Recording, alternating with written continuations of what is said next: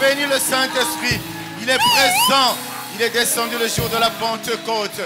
Il est au milieu de nous ce matin. Alléluia. Il t'a appelé par ton nom afin que tu sois compté parmi les survivants. C'est pourquoi tu as des raisons de le glorifier. C'est pourquoi tu as des raisons de l'élever. C'est pourquoi tu as des raisons de l'acclamer. Parce que toi, il est Dieu. Il est ton Dieu. Il est ton Dieu. Il est ton Dieu. Il est la résurrection et la vie. Oh Jésus, le nom le plus beau, le nom le plus puissant, devant lequel tout genou fléchit et toute langue confesse qu'il est Seigneur. Je voudrais t'inviter à réaliser l'amour de Dieu pour toi ce matin. Je voudrais t'inviter à réaliser, oh Dieu, ces moments merveilleux autour du trône dans les cieux. La Bible dit les 24 vieillards, les 4 êtres vivants, les anges, toutes sortes d'anges célèbrent le nom de Dieu. Et nous avons des raisons de nous associer, tant qu'il nous en donne l'opportunité, de nous associer à lui, de bénir son Saint-Nom. Alléluia. Oh, réalise que Dieu est bon, réalise que le Saint-Esprit est là. Il est là ce matin pour te faire du bien. Hier, il t'a fait du bien. Ce matin, il te fera du bien. Demain, il te fera davantage du bien. Alléluia. Saint-Esprit, merci. Merci, Esprit de Jésus. Ah, c'est toi, nous avons besoin de toi. On a eu besoin des hommes depuis toujours. Oh, mais ce matin, c'est de toi dont on a besoin. La personne la plus merveilleuse. Esprit de Jésus. Esprit de Dieu. Esprit de Jésus. Viens te mouvoir maintenant. Esprit de Dieu. Nous croyons que tu es là. Jésus. Mon âme bénit le Seigneur. Et mon esprit magnifie son nom. Car la terre n'a pas pu le retenir. Même dans le tombeau, Jésus est Seigneur. Même dans le tombeau, Jésus est Seigneur. Bien-aimé, réalise les paroles de ce cantique. Réalise que la terre n'a pas pu. L'homme a essayé de l'anéantir. Il est allé dans le tombeau et durant 3 jours. Alléluia. Car la mort n'a pas pu le retenir. Même dans le tombeau, Jésus est Seigneur. Même dans le tombeau, Jésus est Seigneur. Il y a des personnes qui se sont appelées des dieux dans ce monde. Ils se sont dit puissants. Ils se sont dit très très forts. Mais ils sont morts, ils sont dans leur tombe actuellement où nous parlons. Ah, mais le nôtre, oh Dieu.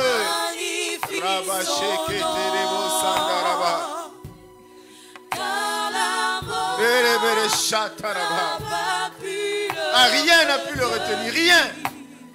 Rien n'a pu le retenir.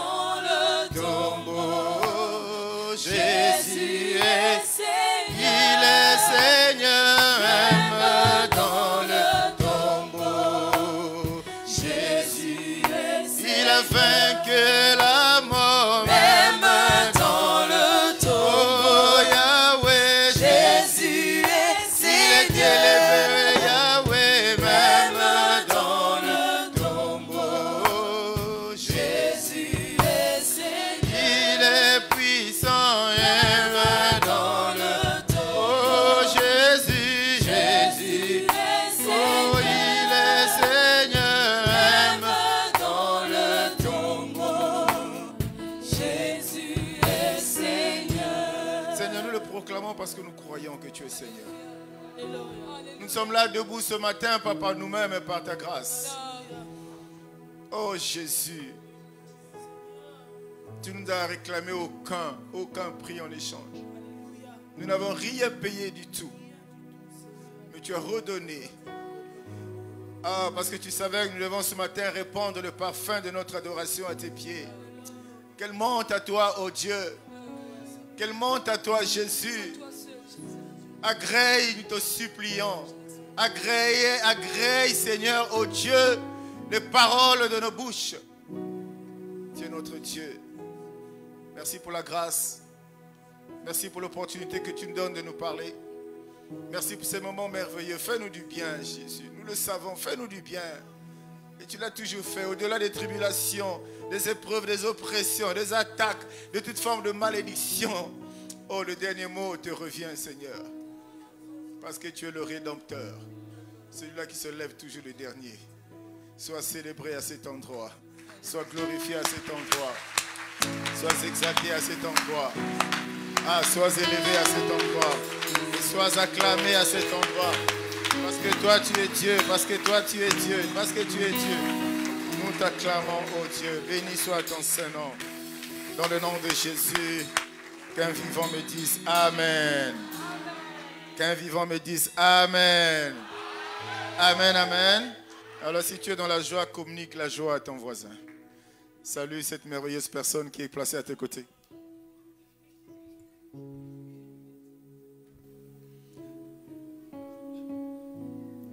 Amen, amen.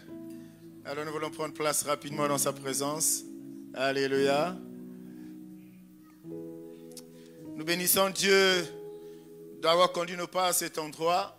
Et la Bible dit qu'il est doux et agréable pour des frères et des sœurs de demeurer ensemble. Amen. Et c'est quand des frères et des sœurs demeurent ensemble que la Bible nous dit que c'est là où ils déversent ses grâces. Ce n'est pas ailleurs, mais c'est là, quand ils sont ensemble. Quand la communion fraternelle est là. Dis-moi Amen, bien-aimé. Dis-moi Amen, bien-aimé.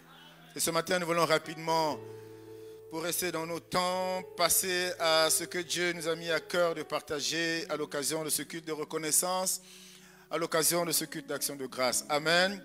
Bâtir une forte considération de soi. Alléluia. Est-ce que, je ne sais pas, je m'imaginais ce matin devant des visages des femmes qui brillent. Parce qu'elles ont passé des bons moments à cet endroit. Alléluia. Les femmes ont passé une retraite ici depuis jeudi soir. Des moments merveilleux. Nous rendons simplement gloire à Dieu. Toute la gratitude à Dieu. Amen. Bâtir une forte considération de soi. C'est notre thème de ce matin. C'est tellement important. En tout cas à mes yeux. J'imagine à tes yeux aussi. Alors, entre une fois de plus, bonjour et bienvenue à cet endroit. Je vois des personnes qui me redonnent davantage de joie de mettre debout et de parler de la part du Seigneur. Amen. Je voulais simplement dire que tu es dans la maison de ton Père. Alléluia. Que tu es dans la maison de ton Père. Nous sommes dans la maison de notre Père. Nous ne sommes pas dans la maison d'un pasteur quelconque. Nous sommes dans la maison de Dieu. Et dans la maison de Dieu, on doit être dans la joie. Alléluia. Nous nous rendons grâce, bien-aimés, bien sûr, pour nos vies. Comme j'aime à le dire ce matin, personne n'a su comment il s'est levé. C'est simplement Dieu qui a étendu sa main et qui t'a appelé par ton nom parce qu'il te connaît. Quelqu'un dise Dieu me connaît. Quelqu'un dise encore Dieu me connaît. Alléluia. Et donc le signe de manifeste de cet amour, vraiment, c'est ta présence. Ce n'est que ça. Beaucoup attendaient. Assurément, une parole a été adressée quelque part. Assurément, une incantation a été faite quelque part. Assurément, une parole de malédiction a été prononcée quelque part. Mais la parole de Dieu, elle est tellement puissante. La Bible dit que sa parole est comme une épée. Cette parole a tranché pour que la mort ne t'atteigne point et que tu sois ce matin. Parce que tu avais des paroles adressées. Des paroles de reconnaissance. Dis-moi Amen, bien-aimé. Dis-moi Amen, bien-aimé. Merci donc à Dieu de nous aimer tels que nous sommes. Parce qu'il nous aime tels que nous sommes. Avec nos forces, avec nos faiblesses. Il ne nous a jamais rejetés. Ses bras sont largement ouverts pour nous recevoir. Alléluia. Dans l'occasion ce matin, bien-aimé, nous a indiqué pour que nous puissions parler de la part. C'est une grâce d'être là. Ce n'est pas un privilège. C'est une grâce et encore plus une responsabilité de parler de la part de Dieu. Quelqu'un dise waouh. Quelqu'un dise waouh. Bâtir une forte considération de soi. Bien aimé, quand on a un thème de ce genre, il faut parfois, ce n'est pas une mauvaise chose, de chercher à comprendre humainement, j'allais dire intellectuellement dans un premier temps, les composantes de ce thème-là, les mots, les expressions, pour essayer, parce que Dieu a donné une capacité à l'homme de comprendre certaines choses. Amen. Dieu a donné une intelligence à l'homme d'interpréter certaines choses. Donc quand tu lis un thème, il est important que tu regardes un peu attentivement. Il est important que tu vois un peu les mots qui composent. On nous parle de bâtir une forte considération de soi, de construire, de mettre en place une forte considération de soi. Mais je voulais simplement d'emblée te dire qu'en fait, on parle là de la personnalité. Dieu nous demande en fait de bâtir une forte personnalité de nous-mêmes. Forte là, c'est pas les muscles. Hein. Forte là, c'est pas la force. Hein. Alléluia. Alléluia. Dis-moi amen, bien-aimé. Dis-moi encore amen. Vous savez, autant dans le monde que dans le Seigneur, l'homme reste au centre. Dans le monde dans lequel nous vivons, l'homme est au centre de sa vie. Et en venant à Christ aussi, quand bien même on fait de lui le centre de nos vies, quand on l'accepte, mais quelque part, la dernière décision te revient toi, enfant de Dieu. Et c'est pourquoi je me permets de dire qu'aussi dans le spirituel, toi tu es aussi au centre de ta vie. Quelqu'un me suit? Alléluia. Et ces choses-là sont faites comme ça, bien-aimés. Et c'est ça qui fait la responsabilité d'un enfant de Dieu. Dès l'instant, il te dit, Seigneur, me voici, je m'abandonne entre tes mains. C'est là où la chose commence. C'est là où l'homme doit prendre conscience de son état, de sa situation. C'est là où l'homme doit chercher à comprendre et à connaître qui est-il, quelle est ta personnalité, quel genre de chrétien il est. Ça, c'est essentiel, bien-aimé. Si on ne commence pas par ces étapes, il est difficile d'avancer. Parce qu'au fur et à mesure que tu vas avancer pour chercher à te connaître, et par ricochet à connaître donc Dieu, tu pourras avancer avec sérénité ou pas. Alléluia. Nous avons besoin de comprendre ces choses-là, de les appréhender, de les placer au-dedans de nous. Dis-moi amen, bien-aimé. Et nous sommes enfants de Dieu, donc autant dans le monde il y a un langage, mais en venant à Christ, nous nous retrouvons dans une famille. Mais alors une autre famille où il y a d'autres principes, où il y a d'autres habitudes, où il y a d'autres comportements et où il y a d'autres manières de faire. Le comble, c'est que nous venons à Christ avec ce que nous avons acquis là-bas, comme connaissance, comme caractère. Et c'est pourquoi c'est une chose qui ne marche pas. Parce que venir à Christ, c'est un choix. Venir à Christ, c'est une décision. Dis-moi amen, bien-aimé. C'est toi qui te décides. Nul ne t'oblige à le faire. C'est toi qui un matin se réveille par grâce de Dieu pour te dire, Seigneur, j'ai compris, il faut que je me rapproche de toi. Ça veut dire qu'il faut que tu adoptes, il faut que tu épouses ces nouvelles manières de faire que tu vas rencontrer là où tu te retrouves maintenant. Dis-moi amen.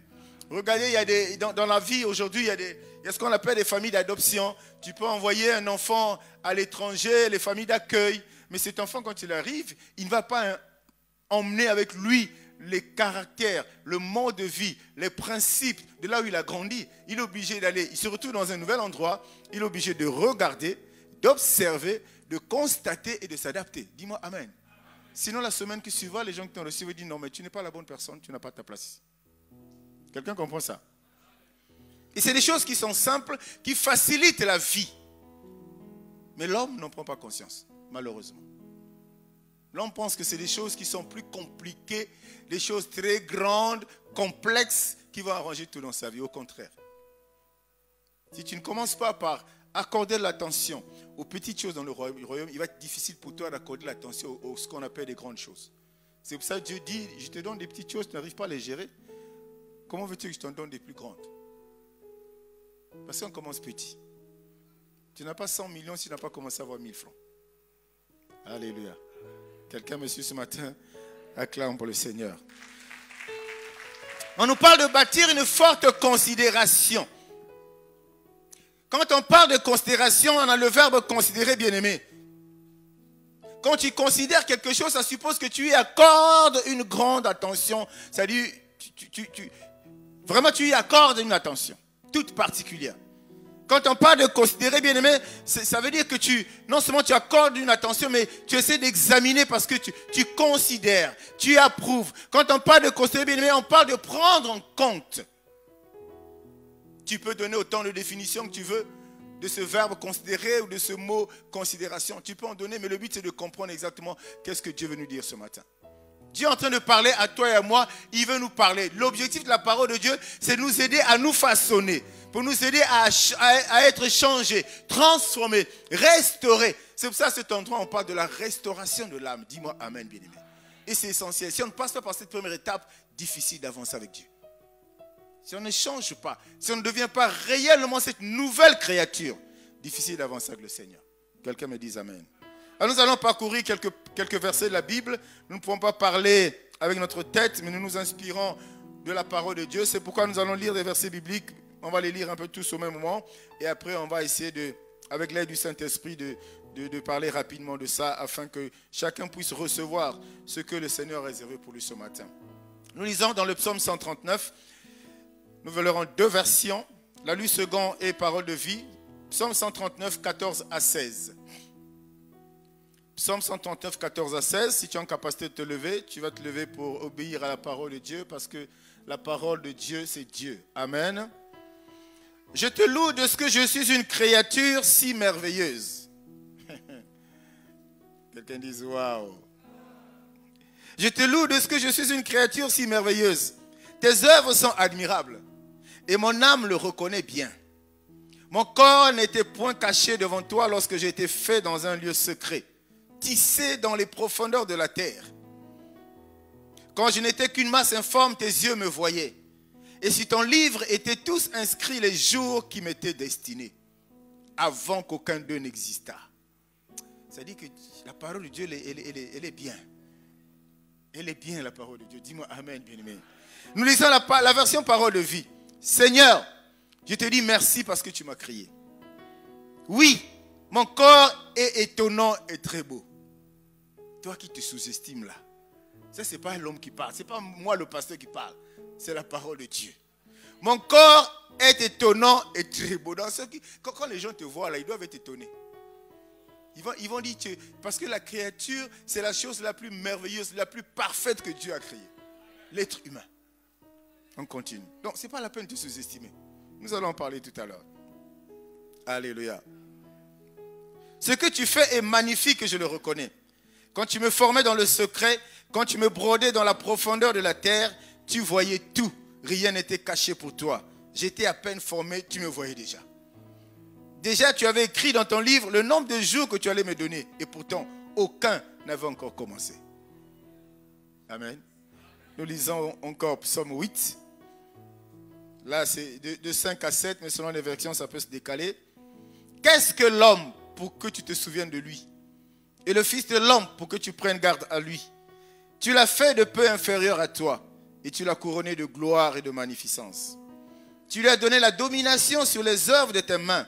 Tu as tout mis sous tes pieds. Amen. Amen. Est-ce qu'on peut acclamer pour la parole de Dieu? Bien-aimé, on parle de l'homme ce matin. On parle de toi ce matin, on parle de moi ce matin. Et quand nous regardons l'homme, nous avons deux sentiments qui peuvent se dégager. Deux sentiments qui peuvent se dégager. Est-ce que tu es là ce matin? Et quand je demande d'être là, c'est corps, âme, esprit. Hein? Mais on se connaît. Alléluia. Quand on voit l'être humain d'une manière générale, on peut avoir deux sentiments. On peut avoir en face de nous, en face de soi, un homme égocentrique. Un homme égocentrique, c'est celui qui est accroché à ses propres intérêts. Lui, c'est lui. Le chacun pour soi. Un égocentrique, c'est quelqu'un où le moi, il domine. Ça domine en lui. Ça, on peut trouver cette catégorie d'hommes. On peut à l'opposé, pour ne pas les étaler, trouver une autre catégorie de personnes, d'êtres humains, mais qui est ouvert, qui a le cœur à son prochain, qui fait du bien, qui a certaines qualités que l'autre catégorie n'a pas.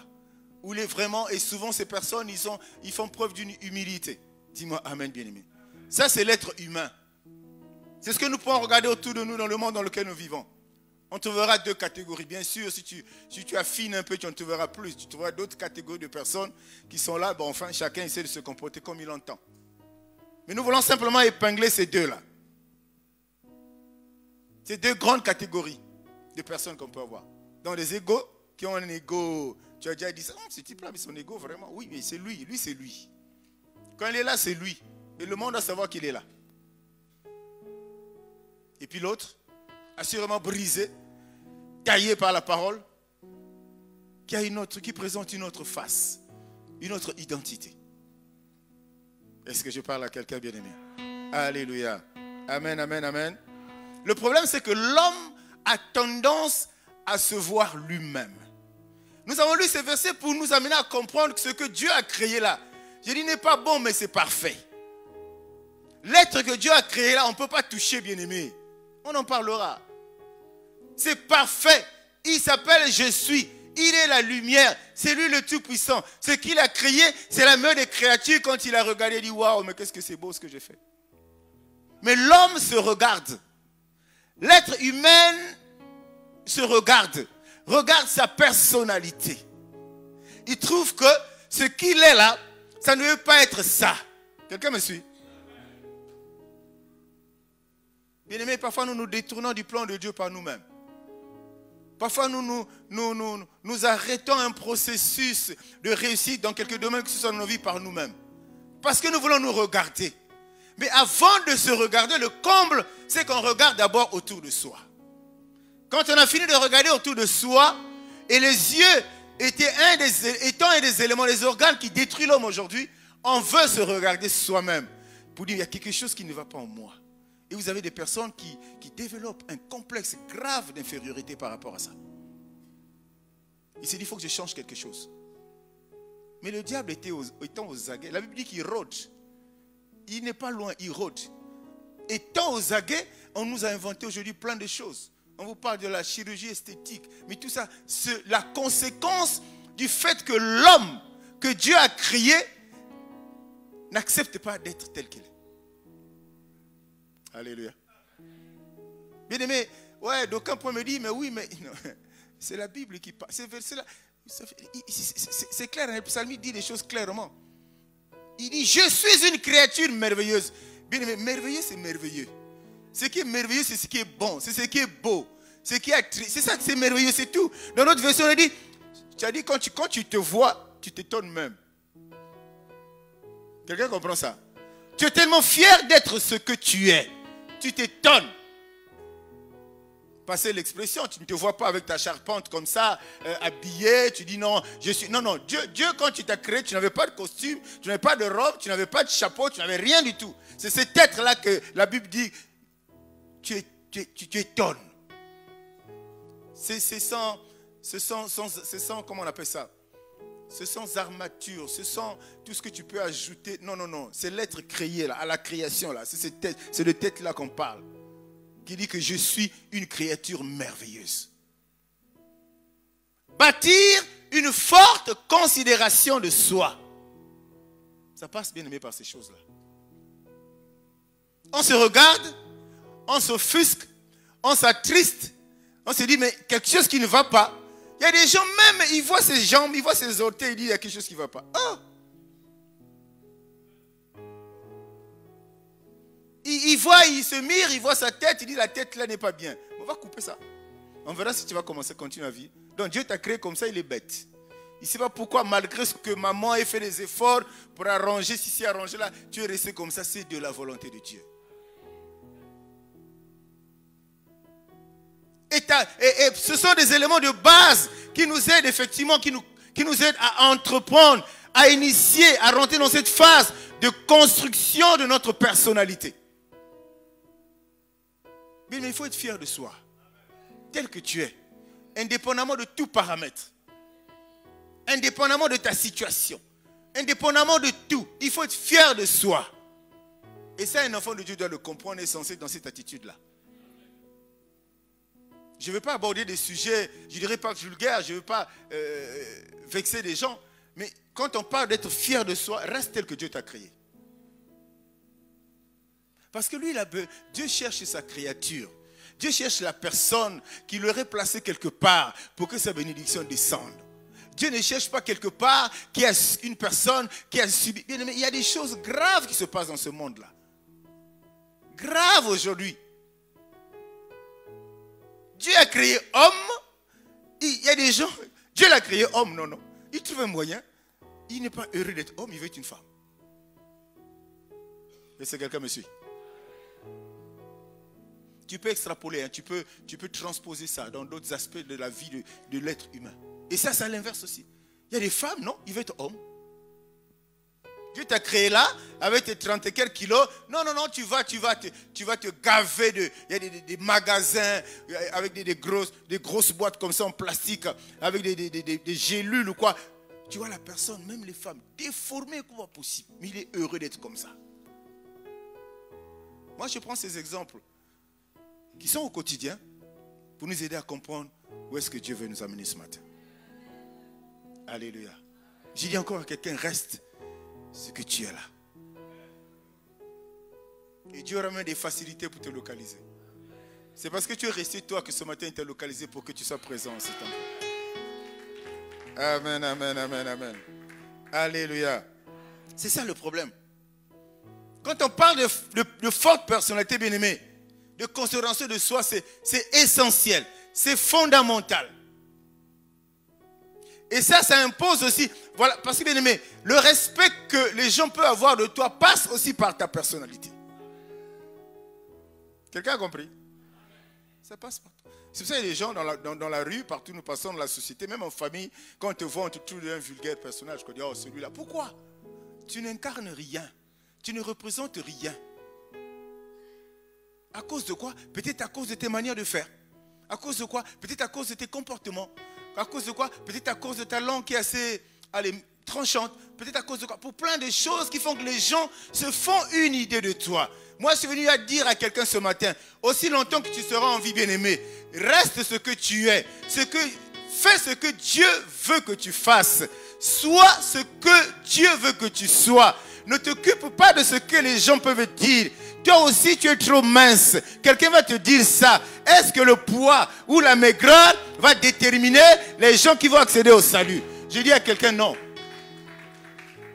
Alléluia. Moi, mon père était comme ça.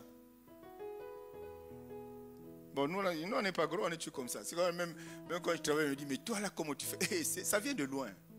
C'est pas moi. Donc je peux manger ce que le monde met à disposition pour prendre du poids là. Jamais. Mais on est fiers d'être comme ça. On est heureux d'être comme ça. Dis-moi amen, bien-aimé. Regarde-toi. Examine-toi. La première des choses dans ta prière, c'est de dire, Seigneur, je te bénis parce que tu as fait de moi une belle créature. Point barre. Les hommes, ils parleront. Les hommes, ils s'agiteront. Ils vont te conseiller. Mieux vaut que je n'aille pas de ce côté-là, sinon, acclame pour le Seigneur, bien-aimé. Alléluia. Donc, quand on parle de bâtir une forte personnalité, avoir une forte considération de soi, bien-aimé, il faut qu'il y ait un revêtement. Quelqu'un dise revêtement. Quelqu'un dise revêtement. Bien-aimé, quand on est dans le monde, là, si on vient en Christ, là, on doit avoir un revêtement. On doit être une autre personne. Parce que dans le monde, il y a tellement de choses, je suis d'accord avec toi, il y a tellement de choses qui nous placent devant des tentations pour chercher à nous modifier. Tu comprends ce que je veux dire? Alléluia. À changer quelque chose en soi. Ça, c'est les conséquences du monde. Parce que j'ai dit tantôt, avant que tu ne décides là, tu as d'abord vu autour de toi. Tu as admiré un monsieur, tu as admiré une femme, tu as admiré un ami, tu as admiré ceci, et tu penses être bien aimé, tu ne réussiras jamais à devenir comme lui il est, parce que toi c'est toi, lui ou elle c'est lui. Quelqu'un comprend ça? Commence à modifier tes empreintes. Tu comprendras qu'il y a des choses qu'on ne change pas. Même si l'homme aujourd'hui, pour beaucoup de raisons, il va gratter pour modifier, pourquoi modifier quelque chose? Non, mais Dieu t'a créé avec ça, avec cette identité. Avec cet ADN-là. Bien aimé, un vainqueur, c'est ce personnage-là, c'est cette créature-là, bien aimé, qui est resté sur la voie, qui est resté accroché, qui a gardé sa personnalité, qui n'a rien modifié. Bien aimé, Dieu, quand il vient voir Adam, le jour où la catastrophe arrive, bien aimé, Dieu ne reconnaît plus Adam. Ce n'est plus la même personne. Pour dire que la personnalité d'Adam avait changé. Pourquoi? Parce qu'il y a eu quelque chose de nouveau qui est arrivé. Dans ce que Dieu a créé, bien aimé, n'ajoute rien. La science ajoute des choses. Et sommes. Que Dieu vraiment nous aide. Que Dieu nous aide parce que ça nous détourne tellement. Tellement. Que Dieu nous aide. Quelqu'un me dise amen, bien aimé. Donc il nous faut un revêtement. Ce revêtement-là passe par l'adoption de la nouvelle identité que tu as maintenant. Le fait d'être venu à Christ. C'est ça le problème. On n'est jamais enfant de Dieu. On ne devient jamais enfant de Dieu parce qu'on vient en Christ, mais on reste les mêmes. Alors qu'on dit que celui qui est en Christ doit, la Bible dit même, est une nouvelle créature. C'est-à-dire qu'il n'y a plus un processus. Dès l'instant que tu l'as accepté, tu dois devenir une nouvelle créature. Et ça, il faut que les œuvres parlent. Il faut que tes œuvres en ce moment-là reflètent la nouvelle identité que tu viens d'acquérir. Alléluia. Mais quand on nous dit de bâtir, c'est à nous de bâtir. Ce n'est pas à quelqu'un de bâtir à ta place. Hein. Quand tu veux construire ta maison, la personne ne vient. Hein. C'est toi-même. Donc, bâtis une forte personnalité. Dieu te demande parce qu'il sait que tu peux. Et Dieu te dit parce que effectivement, tu dois t'assurément être concerné par les personnes là qui ne se sentent pas heureux, qui se sentent, j'allais dire, abattus, affaiblis parce qu'ils trouvent qu'il y a un manque, ou il y a quelque chose qui est mal fait, ou il y a quelque chose que Dieu n'est pas bien fait en eux. Ce sont ces personnes à qui Dieu dit ce matin, il faut que tu bâtisses, il faut que tu te reviennes, il faut que tu rebâtisses une nouvelle personnalité. Il faut que tu aies une bonne considération de soi, une forte considération de soi. Quelqu'un me dit amen. Nous allons prendre quelques exemples de la Bible, bien-aimés. Parlons des types de revêtements et leur impact dans la vie des personnes. Vous allez vous rendre compte qu'il y a des choses qui sont vraiment pas, elles sont utiles, mais pas du tout, elles sont importantes, mais pas du tout utiles. Nous allons voir quelques revêtements. 1 Samuel 17, 38 à 39. Saül fit mettre ses vêtements à David. Il plaça sur sa tête un casque d'airain. Il le revêtit d'une cuirasse. David ceignit l'épée de Saül par-dessus ses habits et voulut marcher, car il n'avait pas encore essayé. Mais il dit à Saül, je ne puis pas marcher avec cette armure, je ne suis pas accoutumé, et il s'en débarrassa. Quelqu'un me dise amen. Quelqu'un me dise amen. Vous connaissez l'histoire. Goliath est là. L'armée d'Israël est là, en train de trembler. Parce que se sentait incapable d'aborder, d'affronter Goliath. Et Saül s'est dit, il est quand même convaincu, bien qu'il y ait eu des oppressions avant, nous verrons Eliab tout à l'heure aussi, qui a sous-estimé, qui a sous-considéré son frère. Parce qu'il est petit. Est-ce qu'on t'a dit que l'intelligence, le potentiel d'une personne dépend de son âge? Alléluia. Ce n'est démontré nulle part. Eliab a sous-estimé son frère. Qu'est-ce que tu es venu faire ici? Tu es venu voir le combat. Toi, qu'est-ce que tu peux? Saül, lui, il s'est dit, on dirait qu'il peut. Mais pour qu'il réussisse, il faut que je lui donne. Donc, il a sous-estimé David. Mais David a refusé. La Bible dit, il s'en est débarrassé. On lui a mis des choses, assurément qu'il devait attrister Dieu. On a voulu lui pousser à modifier ce qu'il est. Ça pesait. Il a dit non, non, ce n'est pas pour moi. Est-ce que quelqu'un comprend ça, bien-aimé? Il s'est débarrassé de ça. Eliab aussi, comme j'ai tenté à sous-estimer son petit frère. Oh, j'ai dit à quelqu'un, regarde-toi comme Dieu te regarde. Regarde-toi comme Dieu te regarde. Parce que ce que David a fait, c'était jamais dans le projet de sa vie. David, depuis qu'il avait été loin, tout ce qu'il faisait, c'était l'Esprit de Dieu qui le conduisait. C'était Dieu qui l'orientait. Mais il pouvait venir avoir des nouvelles et repartir. Pourquoi il est resté là? Parce que Dieu avait déjà, depuis la création, il avait une personnalité sur laquelle Dieu a placé encore davantage sa main. Quand le serviteur est venu le oindre, c'était fini, bien-aimé. Il n'y avait plus d'histoire de taille, il n'y avait plus d'histoire d'âge, il n'y avait plus d'histoire d'intelligence, de grosseur, de richesse, de pauvreté. C'était là une créature de Dieu, telle que Dieu l'avait créée, mais remplie de l'Esprit de Dieu. Comme toi, quand tu l'acceptes, tu reçois le Saint-Esprit. Et quand tu reçois le Saint-Esprit, tu n'es plus une autre personne.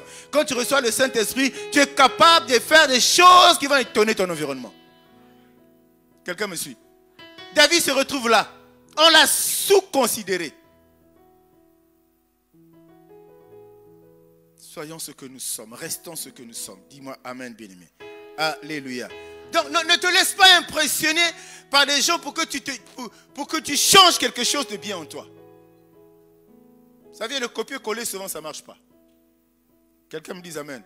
Et tu es d'accord avec moi que le copier-coller, quand ça ne marche pas, il y a aussi cet adage qui nous dit que la photocopie n'est jamais l'original. Il faut faire très attention. Là où tu veux copier, là, Dieu l'a fait comme ça. Ce que tu veux prendre chez quelqu'un là, c'est Dieu qui a mis ça là-bas. Mais toi, tu veux prendre ça par toi-même. Tu veux prendre ça par ta propre force. Dis-moi Amen, bien-aimé. Le Seigneur est là ce matin par le Saint-Esprit pour te parler, pour te ramener un peu à la raison. Et la réponse de David, qui avait confiance. Vous savez, les personnes qui se sous-considèrent, disons mieux, qui se sous-estiment, c'est des personnes qui, nous le dirons un peu plus tard, qui n'ont pas confiance en eux. Ils ont perdu, ces personnes-là ont perdu toute la confiance en eux-mêmes. Bien-aimé, quand tu n'as plus confiance en toi-même, tu n'as plus confiance au potentiel qu'il y a en toi, tu n'as plus confiance aux capacités que Dieu a placées en toi, parce que tu n'es pas vide, tu es une créature de Dieu, tu n'es pas un animal, tu es un être humain avec une conscience, mais tu n'as plus confiance en toi. Qu'est-ce que tu peux faire d'autre dans ta vie? Quelle est la force? Quelle est la foi qui va t'habiter? Tu vas te dire, je vais élever ma voix vers Dieu, je suis convaincu que Dieu va m'écouter. C'est fini, tu es mort, bien-aimé. Il y a des personnes qui se retrouvent devant des situations, l'ennemi te place là, juste pour détruire ta foi, pour te prouver que si tu ne viens pas à moi, tu ne peux absolument rien faire. Si tu ne touches pas à ceci, tu ne peux jamais avancer, bien-aimé. Qui dit ça? Dieu a dit, quand il t'a créé, il t'a mis dans le jardin, il t'a dit, tu es béni, tu es puissant et que tu domines. Mais d'où vient-il qu'une autre force extérieure veut venir modifier ça? Modifier ton intérieur suppose modifier ton extérieur. Parce que ton intérieur va produire des fruits à l'extérieur. Quelqu'un me dit amen. On est là, on se perd, on se perd. Et David dit aux Philistins dans 1 Samuel 17, 45, tu marches contre moi avec l'épée, la lance et le javelot, et moi je marche contre toi au nom de l'Éternel des armées, du Dieu de l'armée d'Israël que tu as insulté. Je crois que tu as raté l'occasion de dire un amen. Ça, c'est la réponse quand on a voulu modifier quelque chose en lui. Voilà la réponse de David. La tentation de ce domaine-là est très grande, bien-aimé. Vous savez, il y a des habitudes, quand on est enfant de Dieu, les habitudes que tu as en tant qu'enfant de Dieu, bien-aimé, ce n'est pas des choses qui viennent du néant. Tu comprends même qu'il y a des habitudes que tu as aujourd'hui que tu n'avais pas avant quand tu ne priais pas. Ça veut dire que ça, c'est le fruit, c'est l'impact de la présence du Saint-Esprit dans ta vie. C'est l'impact de la présence de Dieu dans ta vie. Si c'est comme si, et si tu te plais à ça, parce que bien, Dieu ne peut nous donner que des bonnes choses, bien-aimés. C'est pour ça qu'il nous dit, ce qu'il donne là, il n'y a pas de chagrin derrière. La bénédiction de Dieu, il n'y a pas de chagrin derrière. Donc quand tu es conscient de ta nouvelle identité, sois fier de ce que tu es. Et reste qui tu es devenu. Parce que tu es devenu, tu étais, mais tu es devenu une nouvelle créature, une nouvelle personne. C'est pour ça que ceux qui te connaissaient avant ne te reconnaîtront plus. Et comme ils ne te reconnaîtront plus, la seule chose dit, bon, lui il est devenu un pauvre type, depuis qu'il prie, il est devenu un pauvre type. C'est ça la conclusion. Parce qu'ils n'ont plus aucun contrôle sur toi. Ils essaient de réfléchir à quel genre de personne en affaire, mais ils n'arrivent pas à se rendre compte qui es-tu. Parce que Dieu, on ne peut pas le connaître. Dieu, on ne peut pas le maîtriser. Dis-moi amen. Si tu es enfant de Dieu, autant le monde ne peut pas mettre Dieu dans un petit bocal ou je ne sais pas une bouteille, autant toi on ne peut pas non plus te le faire. Parce qu'un père, j'allais dire Dieu, ne peut donner au monde que des petits dieux.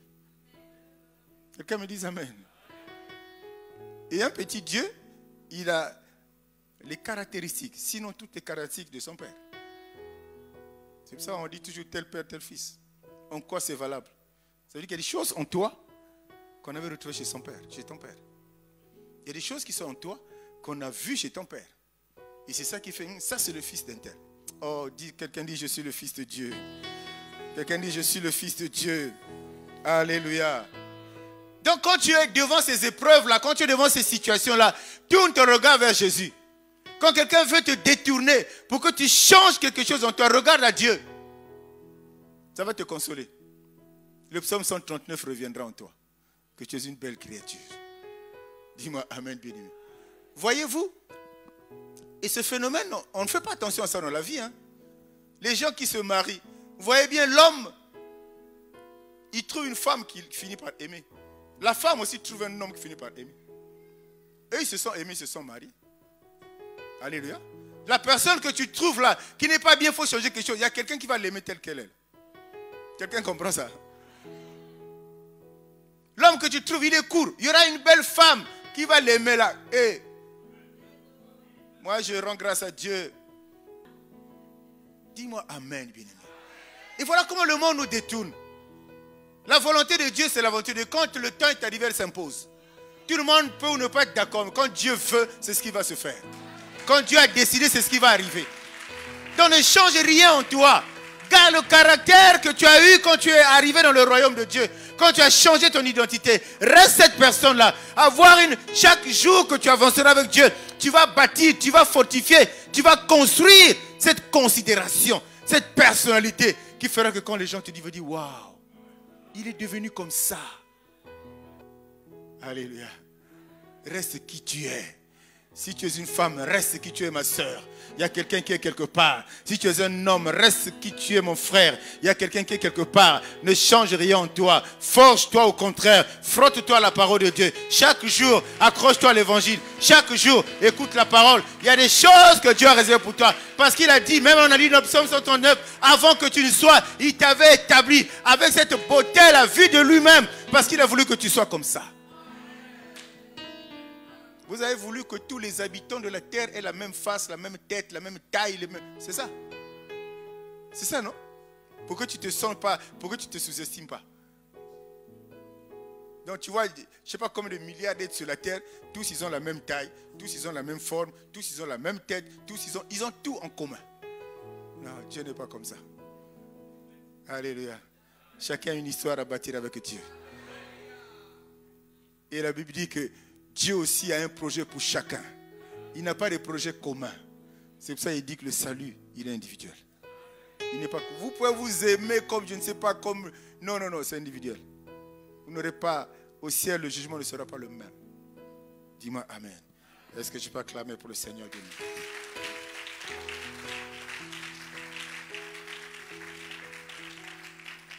Dans le nom de Jésus suffit. David a dit, moi je me présente avec toi avec le nom de l'Éternel. Ce nom-là suffit pour changer les choses, bien-aimées. Parfois on s'inquiète, c'est parfois parce qu'on s'inquiète du vêtir, parfois on s'inquiète du manger, parfois on s'inquiète du boire. Ça nous pousse, tellement que l'inquiétude grandit en soi, ça nous pousse à prendre des décisions qui vont complètement modifier quelque chose en nous, bien-aimés. Mais la Bible nous dit, ne vous occupez pas de ça. La Bible nous dit, ne vous occupez pas du manger, du boire, de tout. Ne vous occupez pas, Dieu s'en occupe. Le lendemain, bien-aimé. Vous savez, Dieu peut dire, moi, toi tu es inutile. Dieu peut te prendre. Hein? Alléluia. Mais il y a des choses simples qui prouvent que Dieu t'aime. Malgré tes difficultés, malgré ta galère, malgré le rejet des hommes. Ça, ce n'est pas important. Tout ça, c'est quand tu respires, tu es en vie. Et quand tu es en vie, l'histoire n'a pas pris fin encore. Et quand tu es en vie, peut-être qu'elle n'a même pas encore commencé. Dis-moi amen, bien-aimé. Et c'est pourquoi il ne faut jamais juger quelqu'un quand tu le vois là. On s'amuse parfois à dire salut ton frère et ta soeur parce que demain appartient à Dieu. On va se réveiller lundi là, tu ne sais pas. Tout autour de nous là, il y a des gens qui se sont réveillés lundi, ils se sont devenus présidents de la République. Ces choses, on ne sait jamais. Quelqu'un dit on ne sait jamais. Ce sont des signes qui prouvent que le lendemain c'est Dieu. Donc ne change rien, sois heureux là où tu es là. Tu es bien dans ta société, gloire à Dieu. Tu es malheureux, gloire à Dieu. Tu es rejeté, gloire à Dieu. Tant que tu vis, toi que tu peux élever ta voix pour dire merci à Dieu pour le bon, merci à Dieu pour le mauvais aussi, bien-aimé. Reste qui tu es, ne change rien en toi parce que l'histoire n'a pas encore commencé. L'histoire que Dieu veut écrire avec toi n'a pas encore commencé.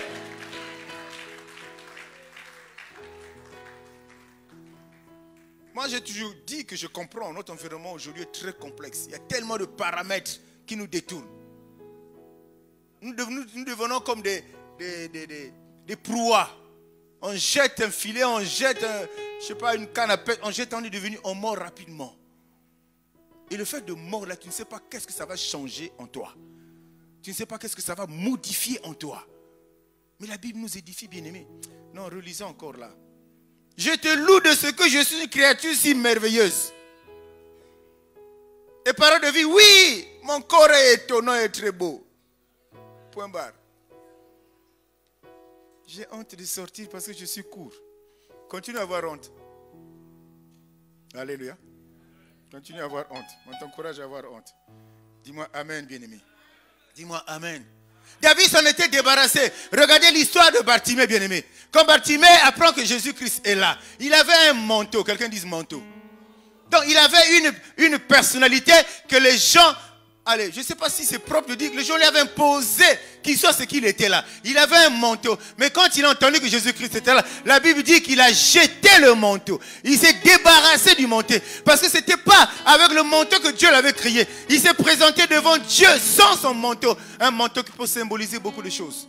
Un manteau qui peut symboliser des comportements. Un manteau qui peut symboliser une culture du monde. Un manteau qui peut symboliser, bref, plein de choses, bien aimés. Mais Bartimée s'est dit, je ne peux pas me présenter devant la solution à mon problème parce que Jésus, lui, il s'appelle la solution. Et rien n'est impossible à lui. Rien n'est impossible à lui. Dis-moi Amen, bien-aimé. Il a jeté le manteau. Et le malade là n'était plus la même personne. L'acte était tellement fort. Le terrain était balisé. N'est-ce pas qu'à lui que Jésus a dit, va, ta foi t'a sauvé. Alléluia. Bien, mais ça c'est la folie. Ça c'est au-dessus de la magie. Ça c'est au-dessus des sciences occultes. Ça c'est au-dessus d'autres choses. On ne te touche pas. Le médecin te voit. Il te dit, sors de mon bureau, tu es guéri. Vous ne trouvez pas que c'est la folie? Bartimée se retrouve là. Mais pourquoi? Parce qu'il n'a pas amené avec lui des colis. Il n'a pas amené avec lui une mauvaise culture. Il n'a pas amené avec lui des mauvaises habitudes. Il s'est débarrassé de tout ça. Il s'est pointé devant Jésus. Jésus n'a pas vu sa tête. Il n'a pas vu la forme de ses orteils. Il n'a pas vu s'il avait un gros ventre ou pas. Jésus a vu son corps. Il a dit celui-là. Il a tout jeté. Il s'est considéré tel qu'il était là. Dans sa petitesse, dans sa grandeur, dans sa pauvreté. Jésus l'a vu, il a dit, vas-y, je ne prie même pas pour toi. Vas-y, je ne te touche même pas. Ta foi t'a sauvé. Pourquoi nous cherchons les solutions difficiles? Les chrétiens d'aujourd'hui. On aime le coup de tonnerre. Pour qu'on sente que la solution qui vient après le coup de tonnerre, elle vient de Dieu. Quelqu'un me suit? Pourquoi on aime le bruit? Pourquoi on aime du sensationnel? Pourquoi on aime l'extraordinaire? Pourquoi on aime le mystérieux? Le nôtre, il n'est pas mystérieux. Mais il est mystère. Hein, c'est différent. Dieu n'est pas mystérieux. Parce qu'il y a des mots, il faut éviter de prononcer ça. C'est des mots, les gens sont habitués à prononcer ça là-bas. Alléluia. Je ne suis pas acclamé pour le Seigneur, bien-aimé. Romains 12, 3, version le semeur.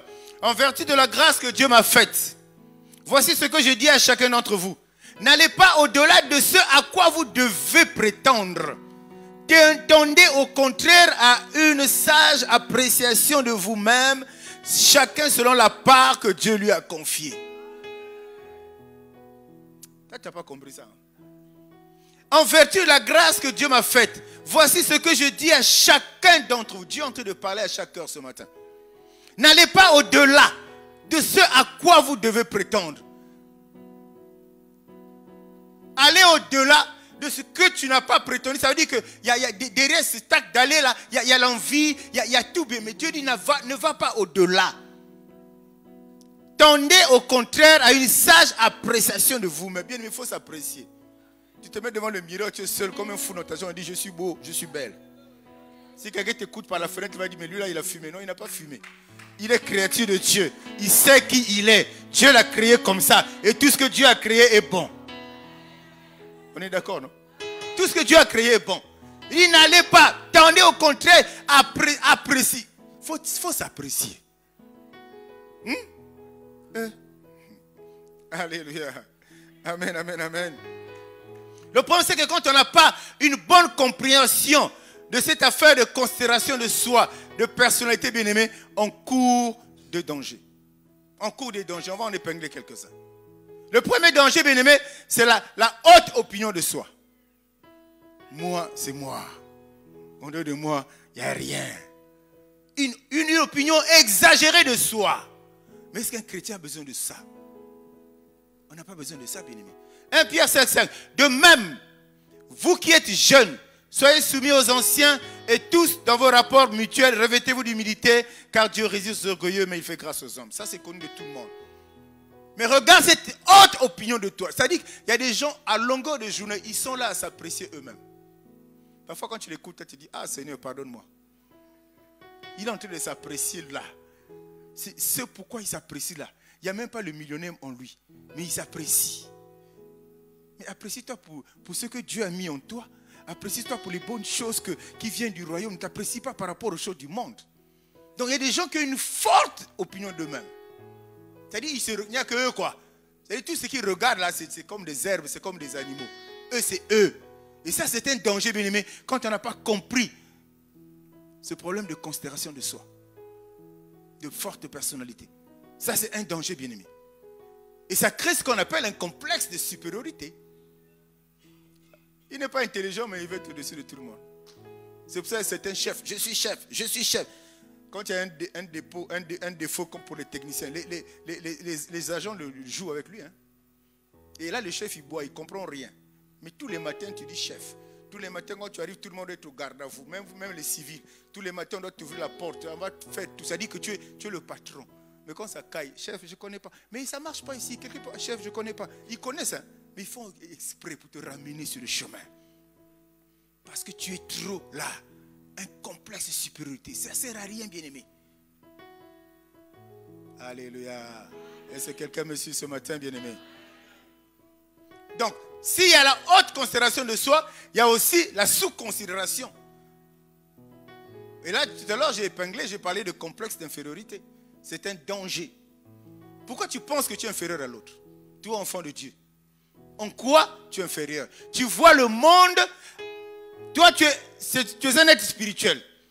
Mais tu vois le monde et ça te pousse à conclure que tu es un être inférieur. Ça ne marche pas. Pourquoi tu dois t'apprécier, te juger en fonction du monde? Juge-toi en te regardant. Juge-toi en fonction de ce que Dieu a fait, de ce que Dieu t'a donné, de tel que tu es. Souvent, on prend le monde, on vient mélanger avec le spirituel pour te dire, nous autres là, nous autres là. Gédéon l'a fait. Moïse l'a fait. Dieu ne savait pas que Moïse était bègue. Dieu ne savait pas que Gédéon était le plus petit de sa famille, pauvre. Dieu ne savait pas. Mais pourquoi Dieu les a choisis? Je dis à quelqu'un, indépendamment de ce que le monde voit en toi, Dieu te localise ce matin. Dieu te localise ce matin, indépendamment de ce que les gens peuvent penser, bien-aimé. Moïse était bègue. Dieu l'appelle pour une des missions les plus importantes. Sortir le peuple d'Israël de l'esclavagisme d'Égypte. Et dès que Moïse arrive, il dit non, Dieu, excuse-moi, tu m'aimes beaucoup, mais moi je suis bègue, je ne connais pas parler. Mais Dieu ne savait pas qu'il était bègue. Alléluia. Mais Dieu a dit c'est toi. Moïse a donné des arguments à gauche, Dieu a dit c'est toi. Il dit ok, c'est pas grave. Je mettrai des paroles. Ne change pas, reste. Si l'homme pense que tu es faible, reste dans ta faiblesse. Alléluia. Gédéon, c'est pareil. Gédéon a boudé. Mais moi, je suis famille pauvre. Il a commencé à dire à Dieu, où sont les histoires que nos parents racontaient, tout ça là. Il commençait à bouder. Dieu a dit, c'est toi qui vas détruire l'autel de Baal qui se trouve dans la maison familiale. Il y a des grands, mais on le prend le petit. C'est pour ça que la Bible dit que Dieu prend les faibles. Dieu prend les indigents. Dieu prend les rejetés. De là, ils se trouvent dans la difficulté, dans la boue. Dieu les prend, les élève, les lave avec son sang pour les placer aux côtés des grands. Alléluia. Dieu, il fait comme ça. Dans le royaume, c'est des processus. Dans le royaume, il n'y a pas des histoires tout à coup. Il n'y a pas des histoires où hey, tu te réveilles le matin, hey, coffre. Non, ça ne marche pas comme ça. Dieu te prépare. Le jour où la bénédiction arrivera, tu vas courir dans les rues seul. Un papa de 50 ans plus, tu cours parce que tu es heureux, parce que tu as vu la parole s'accomplir. Les gens, ils ne comprendront pas ça. Mais parce qu'il y a eu un processus. Tu as vu que tu as commencé un travail. Le Dieu là qui a commencé l'œuvre à toi, la Bible dit qu'il commence, il achève. C'est pour ça, ne t'étonne pas. Tu vois l'église, tu vois des gens toujours heureux. Tu le vois, il est pour lui parfois mais pauvre, là, comme on aime juger les autres. Mais il est toujours heureux. Tu ne sais pas pourquoi il est heureux. Dis-moi Amen, béni. Tu ne sais pas pourquoi il est heureux, pourquoi il est content. C'est qu'il voit des choses que toi tu ne vois pas. Il vit des choses que toi tu ne vis pas. Toi tu vis des choses dans le monde qui te rendent heureux. Il vit des choses dans le monde qui te rendent pauvre. Oh, la Bible dit, celui qui est en toi est plus fort que celui qui est dans le monde. Et c'est celui qui est en lui là qui le rend fort et heureux. Indépendamment de la réalité dans laquelle il vit. Qui est difficile, qui est complexe, j'en conviens. Mais rien n'est impossible à celui qui croit. Quelqu'un me dit Amen. Quelqu'un me dit Amen. Donc Gédéon, c'est pareil. Eliab aussi, c'est pareil. On a parlé de ça. Tu sous-estimes. Eliab aussi a sous-estimé son petit frère David. Donc toi qui écoutes la parole de Dieu, quand tu as la conviction, pour ne pas dire la forte conviction, que l'histoire qui se fasse se trouve en face de moi là, c'est Dieu. N'hésite pas. C'est pour ça. Oh, le problème, c'est que toi, quand tu es devant une situation, c'est toi-même. Le Saint-Esprit, il dort tellement en toi, tu n'arrives pas à discerner. Est-ce que ça, il faut que j'avance d'un pas ou bien que je recule? C'est parce que tu es dans ces situations. C'est pour ça que chaque situation qui présente devant toi, tu dis, ah, moi, dans ma situation, je ne peux vraiment pas avoir le grand frère, ou avoir l'oncle. On a dit que c'est toi, c'est toi. Alléluia. Alléluia. Est-ce que quelqu'un me suit ce matin, bien-aimé? Acclame pour le Seigneur. Quand tu te sous-estimes, bien-aimé, tu te sous-considères, tu es en bas. Toi-même, tu prends position. Toi-même, tu prends position sans le savoir. Tu te sous-estimes. Et ces gens-là, souvent, c'est des personnes très affaiblies. C'est des personnes abattues. C'est des personnes diminuées. C'est des personnes qui ont perdu leur confiance, bien-aimés. Ils font des choix dans le stress, il y a la pression. C'est-à-dire que c'est des gens qui sont complètement perdus. Ils sont manipulables. C'est d'autres personnes qui décident à ta place. Quand tu te sous-estimes toi-même, c'est ça. Tu es en crise d'identité, bien-aimés, les Blancs disent. Tu es en crise d'identité. Tu vis dans la culpabilité. Même quand tu n'as rien fait, toi-même, tu t'accuses déjà. Mais le diable n'attend que ça. Quand tu t'accuses là, il enfonce. Pour que l'accusation soit plus grande.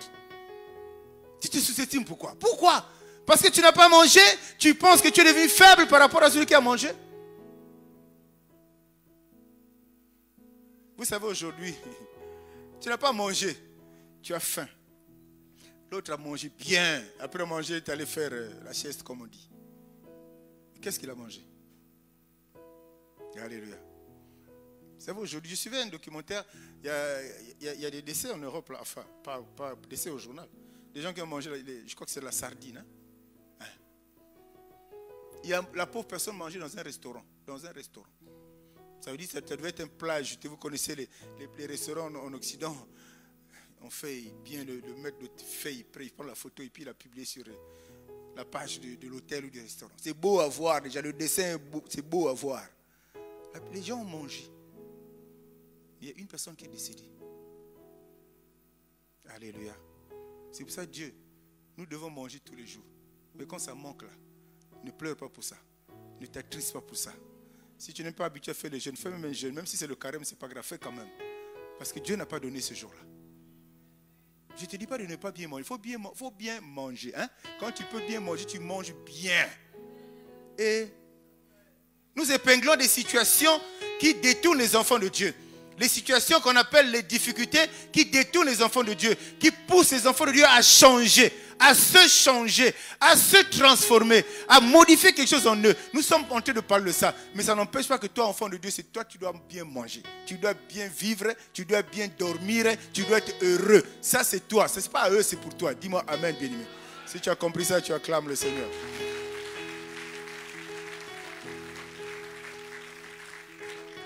Donc, personne ne peut te sentir, toi, inférieur sans ta permission. Personne ne peut te considérer inférieur sans ta permission. Si les gens te prennent, voient de quelqu'un de vulgaire, toi, mais tu veux. Ah, mais nous, on va faire quoi? Nous autres, la famille, tu vois, c'est comme ça. La famille, c'est comme ça. La famille, c'est pas toi. Si tu es enfant de Dieu, la famille, c'est pas toi. Dis-moi Amen. Biologiquement, tu es issu de cette famille, mais spirituellement, tu n'es pas de cette famille-là. Est-ce que dans le royaume de ton Père, on souffre? On ne souffre pas. Il y a tout, il y a tout, il y a tout. C'est pour ça que c'est amusant quand on en parle, mais parce que c'est les réalités. Aujourd'hui, beaucoup d'enfants de Dieu, ils sont accrochés à Dieu parce qu'il faut qu'ils aient l'argent. Ils sont accrochés à Dieu parce qu'il faut qu'ils aient le matériel. Ils sont accrochés à Dieu parce qu'ils soient heureux. Non, bien aimé, ce n'est pas ça. Ça, on ne prie pas pour ça. Dieu donne.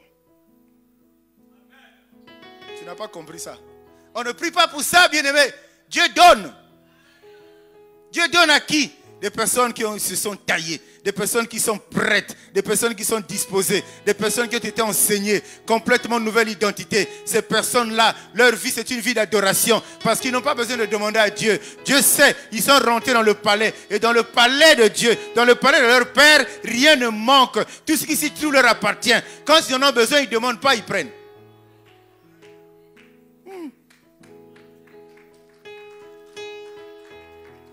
La vie chrétienne est bien. Mais pour la facilité, pour même la vulgariser, que Dieu me pardonne. C'est-à-dire, pour la rendre vraiment facile, fais ce que Dieu te demande de faire. Reste-toi. Vérifie si toi tu es appelé enfant de Dieu. Vérifie si la parole que tu écoutes tous les jours te taille. Cette parole te fait du bien, bien-aimé. Il y a des choses que tu ne demanderas pas. Tu n'as pas besoin. Parce que Dieu dit, avant que tu ne pries là, moi je connais ce que tu vas me demander. Quelqu'un est d'accord avec moi, non? Avant que tu ne pries là, Dieu sait ce que tu vas lui demander. Le problème, c'est que c'est Seigneur, donne-moi. Seigneur, donne-moi. Seigneur, donne-moi. Tu donnes quoi à Dieu? Ni ton temps. Tu donnes quoi à Dieu? Ni ta vie. Tu donnes quoi à Dieu? Rien. Mais en retournant.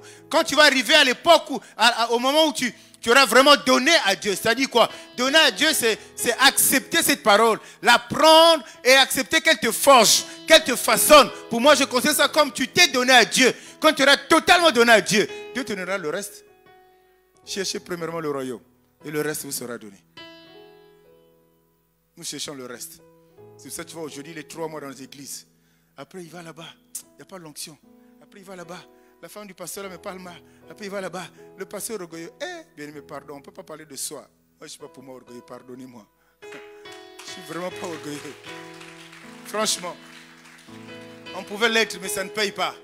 Ça n'amène nulle part. Alléluia. Donc cherchons Dieu. Si tu es avec Dieu, si tu es à lui bien-aimé, par toi-même tu ne changes. Parce que c'est Dieu qui connaît qu'est-ce qu'il doit tailler en toi pour que tu lui ressembles, pour que tu redeviennes. C'est Dieu qui le sait.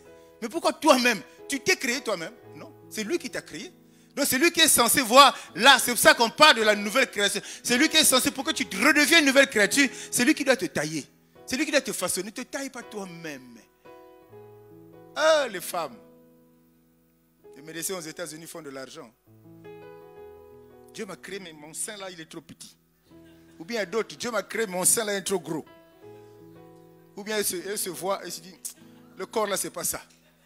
Et c'est des millions d'argent. Oh, bien-aimé, ça fait pitié, hein. Après 2 jours après, oh, c'est percé là-bas. La photocopie n'est pas l'original. Dis-moi amen, bien-aimé. Bâtis une forte considération de toi, bien-aimé. Vous n'avez pas vu des gens ici, des femmes qui ont mis au monde sans trompe? Hein? Alors, tu cherches quoi? C'est lui qui connaît, comment on appelle ça? Le compartiment dans l'entrepôt où se trouvent les trompes. Et il prend ça, il ramène toi-même. Et le monde est surpris. Il n'y a pas d'utérus. Comment tu... C'est la folie, bien-aimé. Vous trouvez que ça dépasse la magie, ça? Mais ça veut dire que Dieu, il est au-dessus de ces grimaces-là. Dieu est au-dessus de ces gens-là. Reste qui tu es. Ne change pas, bien-aimé. Il n'est jamais trop tard avec Dieu. Il ne vient jamais en retard. Il fait ce que tu attends là, au moment où il voudra, afin de te rendre heureux ou heureuse. Mais reste fidèle à lui. Il va te donner. Et il ne te demandera rien en contrepartie. Moi, je crois à ça. Moi, je crois. Tu es combattu, je sais. Tu es oppressé, je sais. Mais Dieu te donnera, bien-aimé. Ne change rien en toi. Le diable, il vient intimidation, oppression, cauchemar, blablabla. Bla, bla. Bien-aimé, quand ces choses-là arrivent, lève-toi et déclare des paroles. Quand ça arrive, lève-toi et déclare des paroles. N'attends pas 6 heures du matin. Parce que c'est chaque jour qui passe que Dieu nous change. C'est chaque jour qui nous passe, bien-aimé, qu'il essaie comme on parle de l'argile et du potier, il essaie de redonner à nouveau, parce qu'on avait la forme, mais lui il essaie de redonner progressivement, en fonction bien sûr de notre disposition, en fonction sûr de nos choix, de nos décisions, parce que Dieu ne nous oblige pas du tout, bien-aimé. Dis-moi amen. Alléluia. Alors une leçon à tirer, une des premières leçons à tirer, c'est que pour fonder une grande considération de soi, il faut identifier les carences. Parce qu'on peut être conscient de quelque chose qui te manque. Je voudrais être clair là-dessus. Tu peux être conscient de quelque chose en toi qui peut être considéré comme, que j'appelle ce matin, signe de carence. Et qui te bloque dans la considération. Bien, on ne peut pas bloquer la volonté de Dieu. Le problème, c'est que quand on a une difficulté, je ne dis pas quand on a un problème, mais quand on a une difficulté, quand on est devant un obstacle, le premier réflexe, c'est aller vers Dieu. Seigneur, moi je veux avancer, mais je constate ça. C'est lui qui saura qu'est-ce qu'il va faire. S'il faut couper le doigt, il va couper le doigt. S'il faut faire ceci, il va faire ça. Mais ce n'est pas toi de prendre l'initiative toi-même de modifier quelque chose dans ta vie. Quelqu'un me suit? Quelqu'un me suit? Donc c'est d'identifier d'abord quels sont les problèmes. Je ne vois pas la main de Dieu. Est-ce que je prie mal? Ce problème me revient toujours. Quelle peut être la cause? Tu regardes tous ces aspects, bien-aimés. En ce moment, tu dis, Seigneur, voici ma situation. Il a dit, venez à moi, déposez tout à mes pieds. Déposez tout à mes pieds. Pas aux pieds des hommes, aux pieds de Dieu. Dieu! Il y a des mots sur les réseaux sociaux. Hier, je suis avec mon épouse, guéguerre des prophètes qui prophétisent. Et notre là-bas s'est fâché là-bas. Il a dit, tes prophéties sont fausses. Laissez-les là-bas. Tu n'es pas là-bas. Accroche-toi à la vraie prophétie. La vraie prophétie, c'est l'évangile de Jésus. La vraie prophétie, c'est la parole de Dieu. La vraie prophétie, c'est la Bible que tu as là. Là-dedans, tu as la prophétie. Là-dedans, tu as la révélation. Là-dedans, tu as la promesse. Là-dedans, tu as l'enseignement qu'il te faut pour que tu te considères comme quelqu'un qui est puissant et fort. Parce que celui qui est en toi est plus fort. Celui qui est en toi est plus puissant, bien-aimé. Quelqu'un comprend ça? Nous devons nous accrocher à lui. Donc c'est ça, il faut identifier les carences, bien-aimés. Et puis pour essayer d'avancer dans cette histoire de considération de soi, de faute considération de soi, il faut avoir une vision de soi-même, une vision de sa vie.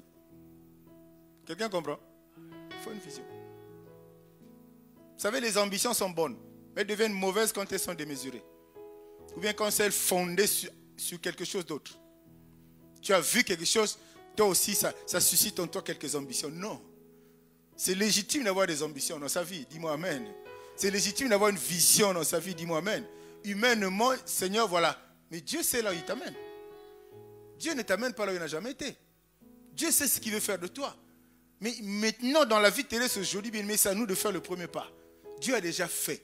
Il a déjà suffisamment souffert. Il était là à la croix. Tout a été accompli. Maintenant, à toi de faire le choix. Tu as la vie à côté, tu as la mort à côté. Tu as la malédiction à côté, tu as la bénédiction à côté. C'est à toi de faire le choix. Ce n'est plus les affaires de Dieu. Le résultat de ce que tu récoltes là, c'est toi-même qui es responsable. Si c'est bon, gloire à Dieu. Si c'est mauvais aussi, gloire à Dieu, alors corrige le tir. Quelqu'un me dit amen. Quelqu'un me dit amen. Alléluia. Donc cette vision, elle peut avoir comme source, mais en fait la vraie source de ta vision c'est Dieu. Les ambitions c'est toi. C'est toi l'être humain. Je dis la vision elle vient de Dieu, mais les ambitions viennent des hommes. Et ça il faut que tu comprennes ça. Autant il a un projet, autant Dieu il va faire naître en toi une vision de ta vie. Mais derrière laquelle tu peux forger, tu peux bâtir des ambitions personnelles. Je dis quand ambition personnelle positivement, du bon côté. Parce qu'il y a des ambitions qui détournent les enfants de Dieu. Quand elles sont démesurées, elles ne sont plus bonnes. Et le résultat de ces ambitions démesurées, c'est qu'il y a la concurrence qui naît. On le fait pour prouver à l'autre que moi aussi je peux. On n'est plus à cette étape-là. Enfant de Dieu, on ne peut plus être à cette étape. Il a avancé, laisse-le avancer. Chacun a son histoire. Il est devant toi, laisse être devant toi. Chacun a son histoire. Même la dernière personne là-bas, le jour de la multiplication des pains et des poissons, il avait son poisson, il avait son pain. Et la Bible dit même qu'il y avait un reste. Donc tu ne dis pas, comme il est devant moi, j'ai perdu du temps. Laisse-le avancer. Le meilleur est à venir. Acclame pour le Seigneur bien-aimé.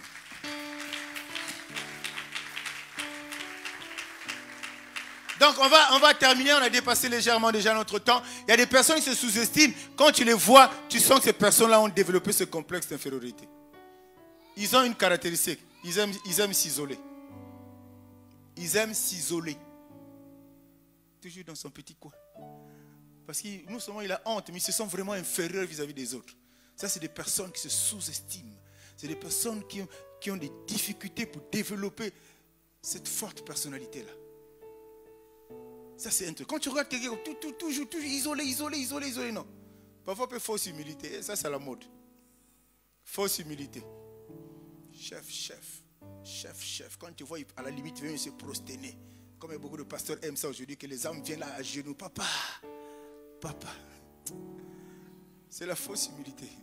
Il faut laisser ça de côté. C'est pour ça que les anglo-saxons, ils ont tué ça. Tu n'entends jamais là-bas, chef, DG, monsieur. Ils appellent monsieur. C'est son chef, monsieur. Tu as compris ça?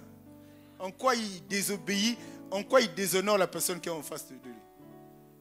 Ils ont brisé ça. Il y a une culture bien aimée. Ils ont brisé les barrières des bureaux. Chez eux, tu arrives, tu as une grande salle comme ça. Le DG là-bas au coin. Son assistance à côté. Chez nous, barricadé, double tour, secrétariat. Bref, bon, on fait avec. Alléluia. Alléluia. Donc cette fausse humilité, non, ça c'est pas bon. Ça c'est des signes aussi. Ils pensent faire comme ça. Ils pensent se relever en faisant comme ça. Ils pensent se rattraper en faisant comme ça. Dis-moi amen. Puis la comparaison, ça c'est le plus grand danger. Ne te compare à personne. Ne te compare à personne. Je t'en supplie ce matin. Dans tous les domaines de ta vie, ne te compare à personne. Si tu veux te comparer, fais-le positivement en toi-même. Dans le sens où tu sais que... En fait, c'est même pas comparer. C'est même pas comparer pour toi-même. C'est-à-dire que tu penses que quelque chose a quelque chose de bien qui te plaît, qui peut te faire du bien. Tu peux apprendre auprès de la personne. Sinon, tu peux simplement demander à la personne. C'est la manière la plus propre d'avancer dans la vie. Parce que tu considères toute cette personne comme étant supérieure à toi. C'est pas parce que tu es faible. Mais dans la vie, cette humilité dont la Bible nous parle, c'est cette humilité-là qui va t'amener vers la gloire. Ce n'est pas une autre humilité, c'est celle-là. Mais il y a des gens qui sont convaincus que telle personne que Dieu a placée devant là va t'apprendre beaucoup de choses. Mais à cause du moi, à cause de cet esprit de suffisance, il ne veut pas aller là-bas. C'est pour ça aussi que tu restes là où tu es là. Et tu vas périr là. Et tu vas pourrir là. Alors que Dieu a placé quelqu'un là qui peut te donner juste une phrase, qui peut te donner juste une idée pour que toi tu décolles. Mais pas orgueil personnel. Moi, non, tu sais, moi, non. Tu sais, oh, moi, tu sais. Bien aimé, ce n'est pas bon. Le langage n'est pas bon pour un enfant de Dieu. Si la personne est réceptive, va vers la personne, demande le conseil. Il y a des gens qui ont réussi ici parce qu'on leur a donné un petit conseil.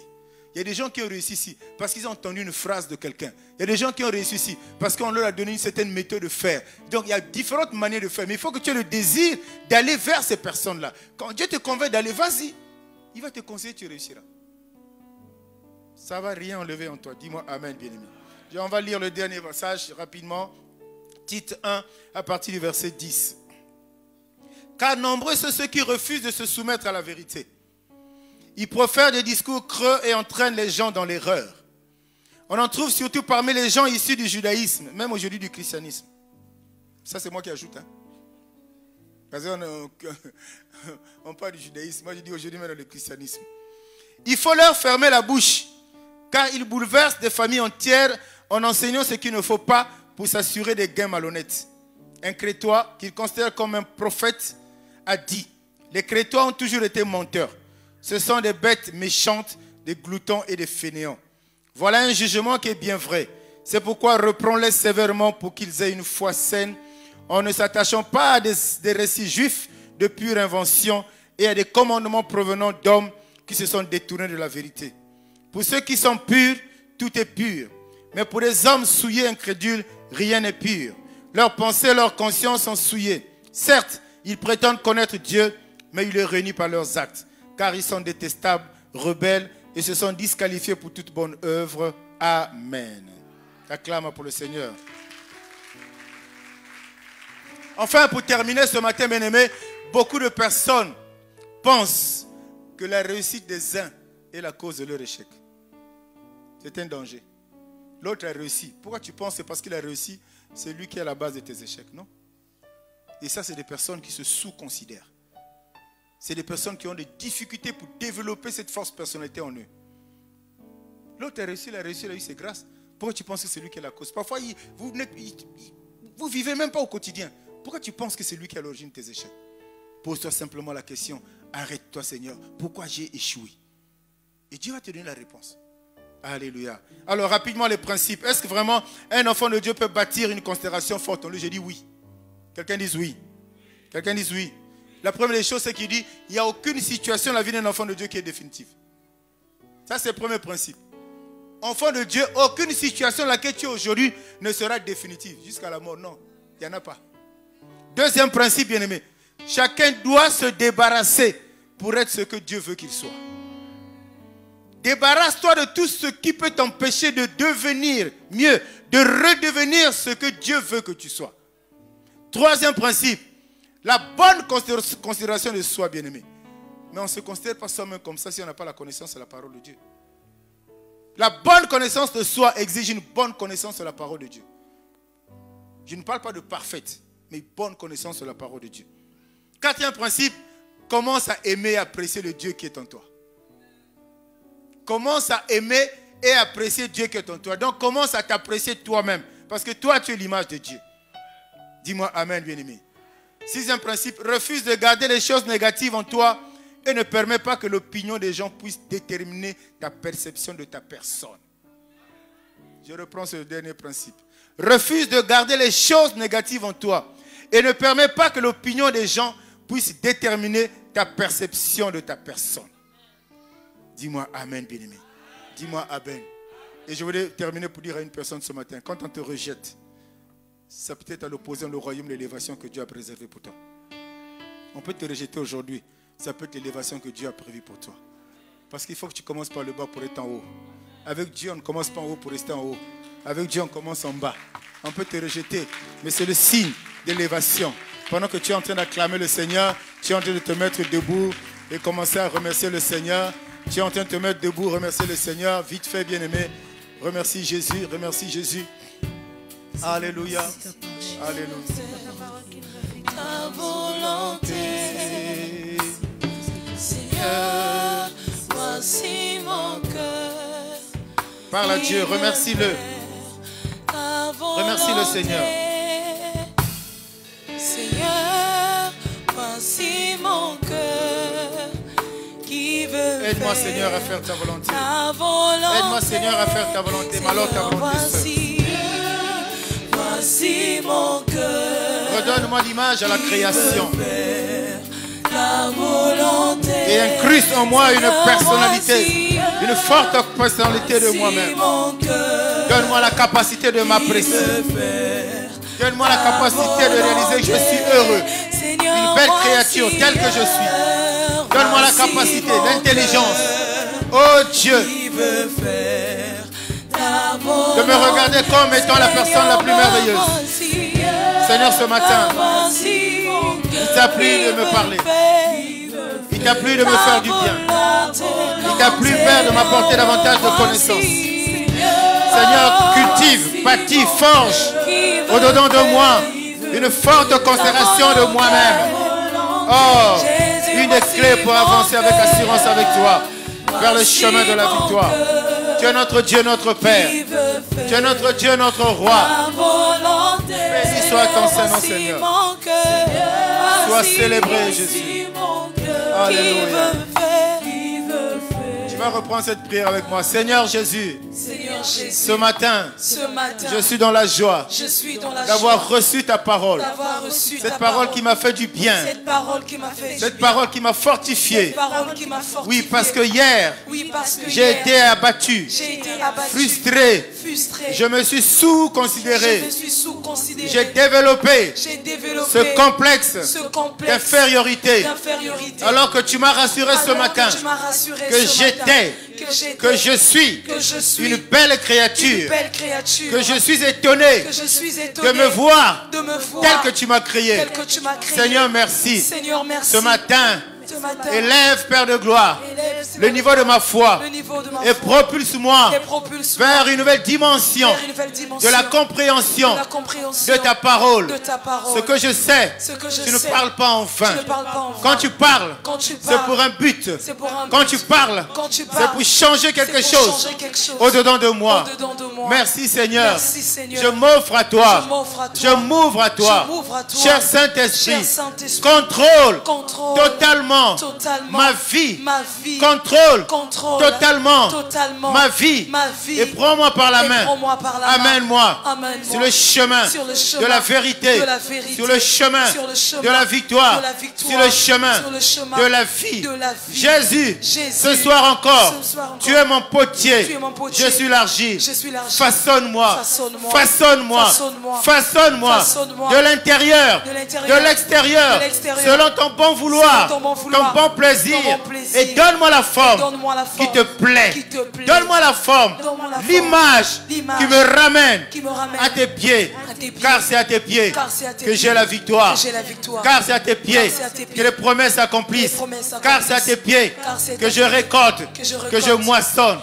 Merci, parce que je réalise ce matin que tu m'aimes, que tu es Dieu, tu es mon Père, que toute la gloire te revienne, que toute la puissance te revienne. Au nom de Jésus, acclame, acclame, acclame, acclame, acclame.